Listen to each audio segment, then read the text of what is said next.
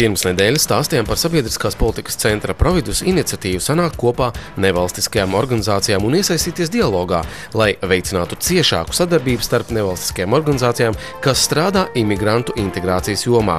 Vairums no tām, kas ir ieviesušas vai šobrīd ievieš kādu iniciatīvu ar Eiropas trešo valstu valstspiedrīgo integrācijas fonda atbalstu. Šī bija pirmā šāda veida tikšanās. Tajā piedalījās 14 nevalstiskās organizācijas, taču Latvijā to ir daudz vairāk. Daļa nevalstiskās organizācijas, kas tieši strādā ar pašiem cilvēkiem, kuriem ir specifiskas vajadzības, tā skaitā latviešu valodas nezināšana vai vēlme to apgūt daudz labāk, vēlme iekļauties, saprast vietējo sabiedrību, uzturēt ciešākus kontaktus, varbūt ārpus tā viņu loka, kas varbūt dažreiz ir ļoti cieši savas ģimenes vai kaut kādas paziņas, kas arī varbūt ir trešo valstu valstspiederīgie Latvijā.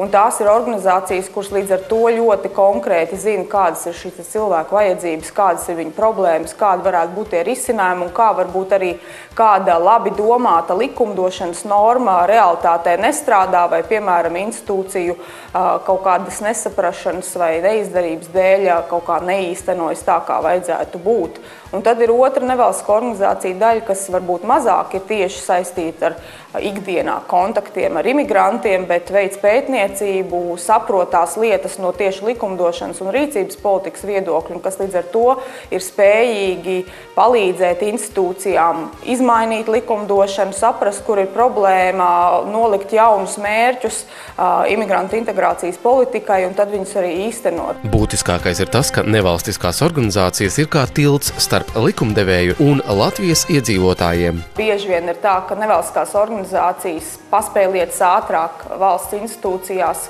Tas vienkārši tāpēc, ka tur ir lielāka ķēde, tur ir jāizdomā, tur ir jāuzliek uz papīra, tur ir jāizkalkulē, tur ir jāpārliecina kolēģi, tur ir ilgāks tas process. Nevalstiskās organizācijas ir mazākas pēc izmēra, un arī bieži vien tā ideja varbūt šodien rodās, un rītdien jau mēs esam ar to savu entuziasmu panākuši, ka mēs jau arī zinām, kur ir tie resursi, un mēs varam jau iet un strādāt. 2011. gada beigās ir pieņemts integrācijas pamatnostādnes, tas ir virsdokuments integrācijas jautājumos, tā skaitā tur ir arī runa par imigrantu integrācijas politiku.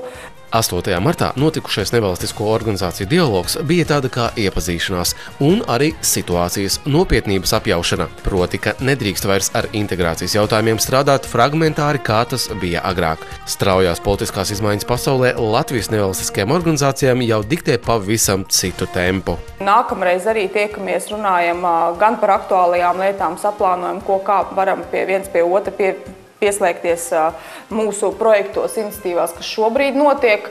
Runāsim arī ar pašiem imigrantiem, runāsim arī ar galvenajām atbildīgām institūcijām, lai mēģinātu saprast, kas šobrīd ir aktualitātes un ko varētu domāt un mainīt nākotnē. Un tā kopīgi strateģiski pa katru jautājumu arī tādā prātu vētras režīmā domāsim, kas ir tas, ko mēs varētu nolikt kā mērķiem par darāmajiem darbiem nākotnē. Ja mums ir kaut kāda konkrēta vajadzība, tad varbūt nevajadzētu tikai apstāties pie tā, ka mēs vienam cilvēkam ar šo vajadzību palīdzam. Ja mēs secinām, ka tā ir lielāka problēma, kas var skart vairākus cilvēkus, tad varbūt tiešām ir runa par likumdošanas izmaiņām vai vismaz ar valsts institūciju, kas ir atbildīga šī problēmas risināšanā, sarunu par to, kāpēc tur kaut kas nav nostrādājis.